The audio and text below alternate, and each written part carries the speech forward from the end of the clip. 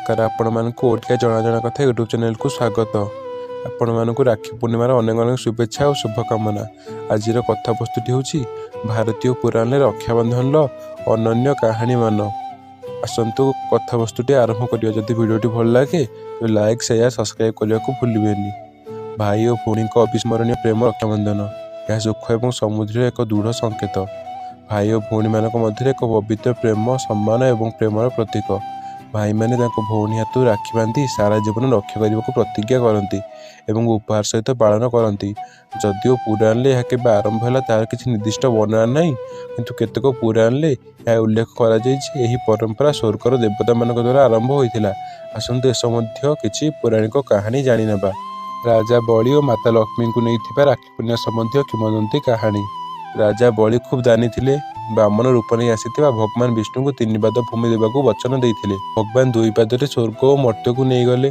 बलि पाखे देवाक किसी न से भगवान विष्णु सह पातालपुर को जीवाक अनुरोध कले। भगवान वैकुंठ छाड़ी पाताल को चलीगले। अन्यपटे यह देखी देवी लक्ष्मी मध्य भाड़ेनी पड़ा। तापर से लीला सृष्टि कर जड़े गरीब महिला हो राजा बलि पाखक गले और हाथ रक्षा सूत्र बांधिले। यापर राजा बलि कहले पाखे तुमको दबाकू किछि नहीं। यापर देवी लक्ष्मी निज रूप को आसी कहले तुम पाखे तो साक्षात भगवान अच्छा, मु केवल तांको चाहे, मुझे नेबाक आसी। यापर राजा बलि भगवान विष्णु को माता लक्ष्मी सह जीवाक अनुमति देले। जीवा बेले भगवान विष्णु बलि को एक वरदान प्रदान कले जे प्रतिवर्ष 4 मास पाताल रहिबे और एही 4 मास चतुर्मास भाव में जना जाए। द्रौपदी और कृष्ण को नहीं राखी पूर्णिमा संबंधी कहानी। महाभारत में राखी सहित जड़ित एक सुंदर कहानी रही। जितेबाला युधिष्ठिर इंद्रप्रस्थ में राजस्व यज्ञ करुले से शिशुपाल सभार उपस्थित थे। जितेबाला शिशुपाल भगवान कृष्ण को अपमानित कले से श्रीकृष्ण सुदर्शन चक्र पठाई हत्या करते। सुदर्शन फेरुवा बेले कृष्ण को काणी आंगुठी बाजी सामान्य कटिगला और रक्त प्रभावित होगा लगिला। यह देखि द्रौपदी सहीपारे ना से शाढ़ीर कानी को चिरी कृष्ण को आंगुठी गुड़ाई देले। खुशी हो श्रीकृष्ण द्रौपदी को प्रतिज्ञा करते से प्रत्येक सूत्रर ऋण परिशोध करेंगे। यापर जितेबाला कौरव द्रौपदी को वस्त्रहरण करने को चेष्टा करते श्रीकृष्ण वस्त्रदान कर सम्मान रक्षा करते। कहुए जो दिन द्रौपदी श्रीकृष्ण हाथ में शाढ़ी कानी को बांधि से दिन श्रावण पूर्णिमा थिला। युधिष्ठिर और सैनिक को नहीं राखी पूर्णिमा संबंधी कहानी।